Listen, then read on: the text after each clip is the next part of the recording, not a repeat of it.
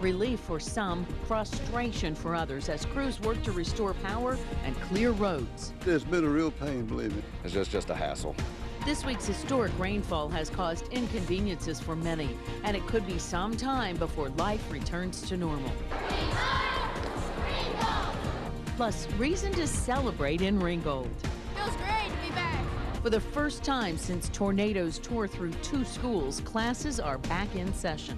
And as we approach the 10th anniversary of the September 11th terrorist attacks, we take a close look at Homeland Security and just how effective it is. Live at 5 starts now. From Channel 3 Eyewitness News, coverage you can count on. This is Channel 3 Eyewitness News, live at 5. Good afternoon, I'm Cindy Sexton. And I'm David Carroll. Thanks for watching Live at 5 on this much drier day in the Tennessee Valley. But problems caused by this week's heavy rains continue. 2 of the major issues, as you see here, road closures and power outages. Some people are still finding it hard to get around, describing some roads as obstacle courses because they're either flooded or covered with fallen trees. For many people, it's their 3rd day without power. And you can be sure road and power crews have been hard at work, but it does take time. Channel 3 Eyewitness News reporter Gordon Boyd is going to fill us in on the trouble spots on the roads. First, though, we go to Nick Austin with efforts to get power restored. Nick? That's right, Cindy. EPB crews started with nearly 60,000 power outages Monday night. Early this afternoon, they only had about 10,000 left. It's less than that now. We'll update you on that in a moment.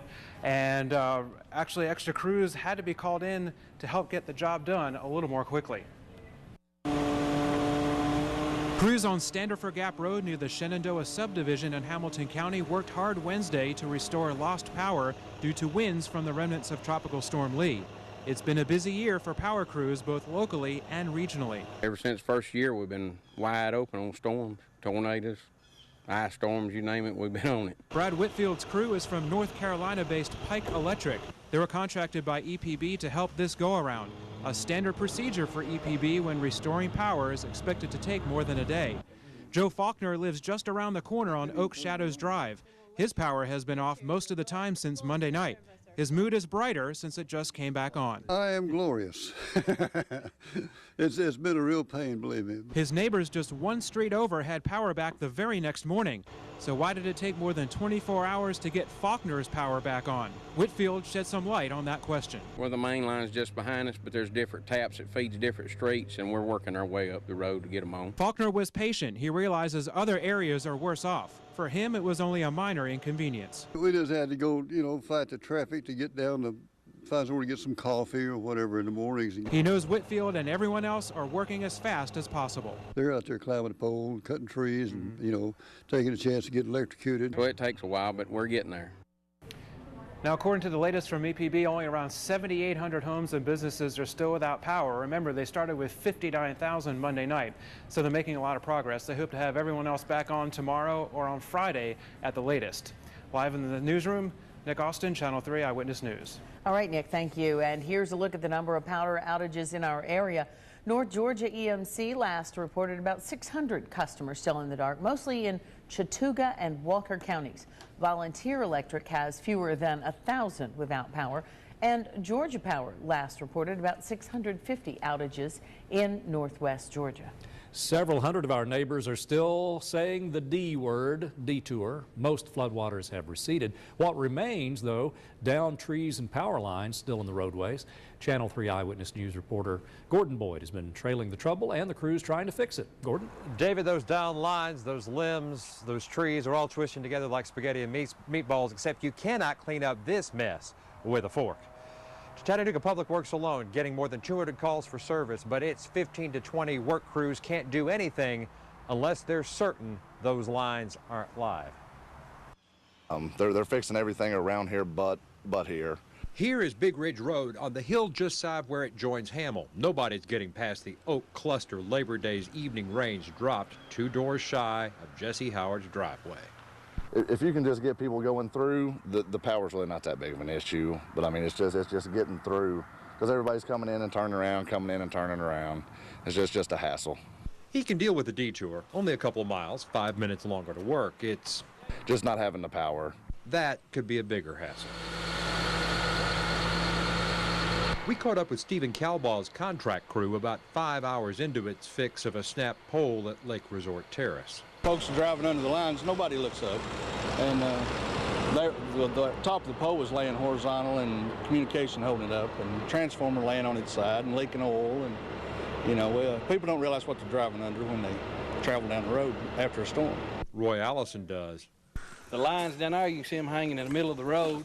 Not 10 minutes after his crew surveys to see whether Chattanooga Public Works can clear the Big Ridge roadblock. I'm sure the power board can come in here and kill these transformers or whatever they are, and they can get in here and work on this.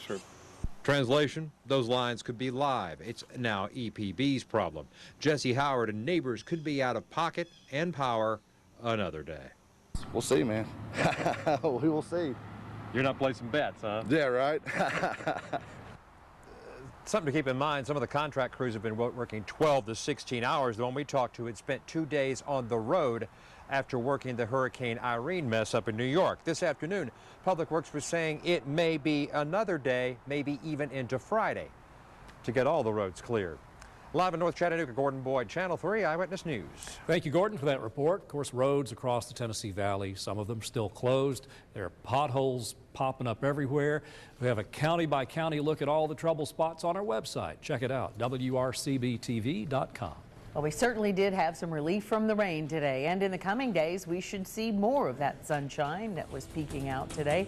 Let's send it over to Chief Meteorologist Paul Barris for our first look at the forecast. Sure did feel good, though, Paul. Well, I was talking on the radio earlier today about this, and compared to 98, we'll take 58 to 68 anytime. And especially the ground is not hard anymore, so if you fall down, hit your head, at least you're not going to get a concussion. It's soft, it'll absorb the blow. It feels really good out there. A few sprinkles popped up. Let's take a look right now at the live Doppler network, and again, you see that little swirl. That is what's left of the tropical system. It's sitting right over West Virginia. There are showers to the west, showers to the east. There's really not that much around here at all. And most of that rain's going to stay off to the north. The real cool air in that green you see on this map, that's where it's in the 50s, mainly over the plateau areas of eastern Kentucky and also the northern plateau of Tennessee. But 67 in Knoxville, and again in the city and Nashville, while it's much warmer, a lot more sun out near Memphis. We should warm up a bit for tomorrow, probably back to in the 70s. So that's going to be a pretty nice day. I'll give you details on my 7-day. All right, Paul, thank you. WRCBTV.com is the place to go for up-to-the-minute details. We have lists of the latest power outage numbers and road closings, plus links to the water levels in local lakes, rivers, and creeks. It's online coverage you can count on. Today, for the first time since the April 27th tornado outbreak, students from Ringgold Middle and high schools were able to actually attend their schools. After the storm, Heritage Middle and High played host to the Ringgold students whose schools were heavily damaged. But now everybody's back in place, and they say their schools are stronger than ever. The first day of school can often be festive, but never quite like this. School pride was everywhere you looked at both Ringgold High and Middle today, as students and teachers resumed classes more than 4 months after the storm. The school looks fantastic. We've got new paint throughout the building, new ceiling tiles, everything. Great looking new media center. And so I think the kids are going to, proud of it and going to take good care of the new school. Both schools have been construction zones for the past 4 months, with classes, practices, and athletic events having moved to other schools. It's never easy to take up residence outside your comfort zone, and everyone agrees there's no place like home. The vibe was pretty upbeat. Everybody, hugging everybody, telling everybody I love you, miss you and stuff. I was here before 6:30 this morning, and many of them were as well, and there were just lots of hugs and a few tears, and everybody just expressing that we are so glad to be back home. The Blue Nation is home. We are Ringgold! Ironically, this long-awaited homecoming was delayed by 1 day when schools were called off Tuesday due to flooding. But as another storm has passed, this is a student body ready and willing to restore Ringgold Tiger pride. Homecoming week, I know, is just going to be incredible, especially with everything that's happened. Everybody just is ready to support each other and be there. Welcome back, Blue Nation. Makes you want to kick high. By the way, she mentioned homecoming. It'll have a different look this year as all the so-called home games for Ringgold High School will be played at Finley Stadium here in Chattanooga. The homecoming game against Dalton is set for October 14th. Cindy? And you know they'll be ready for it. Some Red Bank residents are looking for a new place to call home. Fire tore through a couple of units at the Chalet Apartments early this morning. Investigators believe it started on an upper level, but they're still not sure what sparked the fire. At least 2 apartments were severely damaged. Nobody was hurt. Firefighters escaped unhurt when the second floor of a burning home collapsed this morning. No one was inside this Lake Breeze Drive home when it caught fire. Investigators aren't sure how it started, but they say it did cause some $360,000 in damage. The family had 2 dogs, and one of them was killed in the fire.